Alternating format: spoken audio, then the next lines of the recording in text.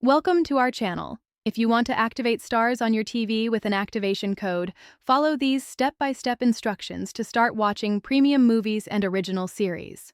Step 1. Turn on your smart TV, streaming device, or gaming console that you want to use for watching Starz content. Step 2. Navigate to the App Store on your device and search for the Starz app.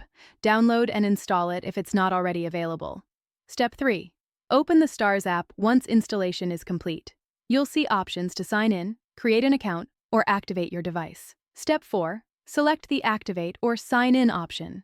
An activation code will be displayed on your TV screen along with a website URL. Step 5. Keep your TV on this activation screen. The code is usually valid for a limited time, so proceed to the next steps promptly.